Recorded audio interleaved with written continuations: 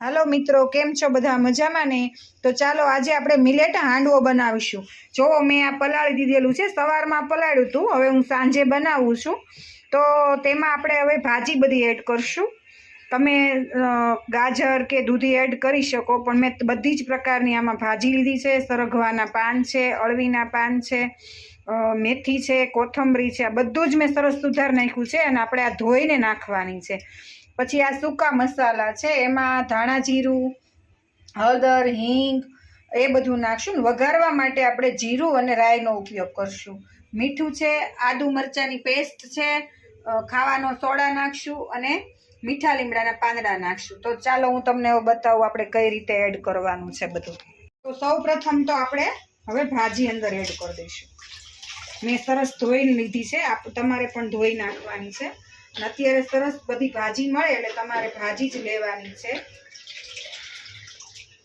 અને હજી હેલ્ધી કરવું હોય તો પણ દૂધી પણ નાખી શકો, ગાજર ખમણેલા નાખો।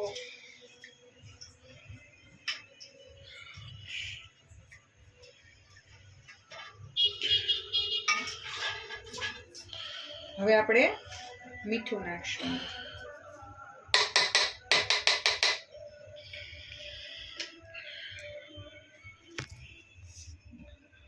હવે આપણે આદુ મરચાંની પેસ્ટ અંદર એડ કરી દઈશું।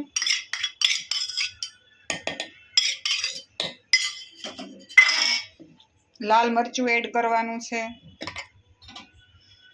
ધાણા જીરું, હળદર અને હિંગ। હવે બધું આપણે સરસ રીતે મિક્સ કરી દેવાનું છે। જરૂર લાગે તો તમે દહીં અથવા તો ખાટી છાશ પણ નાખી શકો।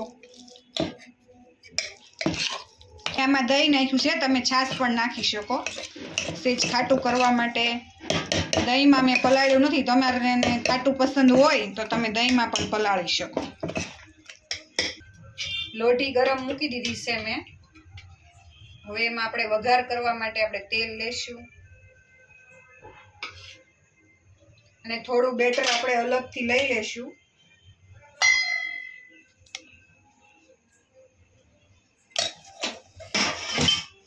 પછી એમાં ખાવાનો સોડા એડ કરશું જોતા પ્રમાણે। કે આપણું તેલ ગરમ થઈ જાય, સરસ રીતે મિક્સ કરી દેવાનું છે। આ મિલેટ હાંડવો છે તો તમે સવારમાં નાસ્તામાં પણ બનાવી શકો, સાંજે ખાઓ, એકદમ હળવો છે। ચાલો હવે આપણું તેલ ગરમ થઈ ગયું હોય તો આપણે રાઈથી વઘાર કરશું।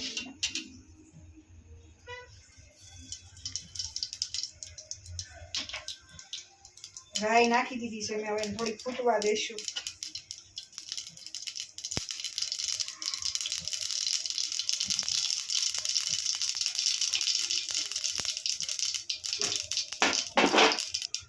હવે આપણે જીરું નાખશું અંદર, પછી થોડીક હિંગ નાખવાની છે અને મીઠા લીમડાના પાંદડા। સરસ રીતે વઘાર થઈ જાય એટલે આપણે બેટર અંદર નાખી દેવાનું છે।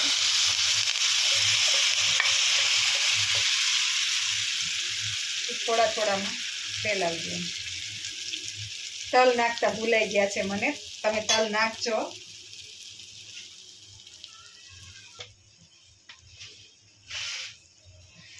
મેં છે ને તલ ભૂલી ગઈ હતી એટલે હું આવી રીતે નાખી દઉં છું, તોય ચાલે। તમારે વઘારમાં નાખવાના છે। હવે આપણે એને ધીમો ગેસ રાખવાનો છે અને 5-10 મિનિટ ચડવા દેવાનું છે।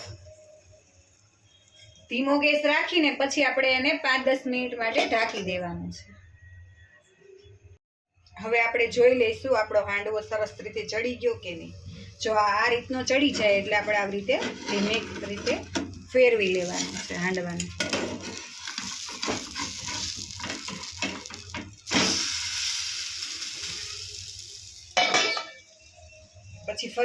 પછી આપણે થોડી વાર પાછું ઢાંકી દેવાનું છે બીજી સાઈડ। ચાલો હવે આપણો હાંડવો તૈયાર થઈ ગયો છે, તો ચાલો હવે હું તમને બતાવી દઉં। જો કેટલો સરસ થયો છે। તો ચાલો હવે આપણે પ્લેટમાં કાઢી લઈશું।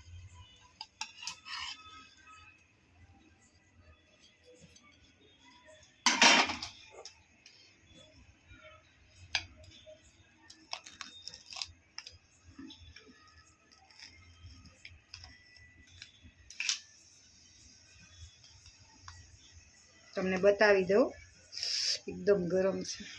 જો આ કેટલો સરસ થયો છે. તો તમે હવે સોસ અથવા દહીં સાથે સર્વ કરો.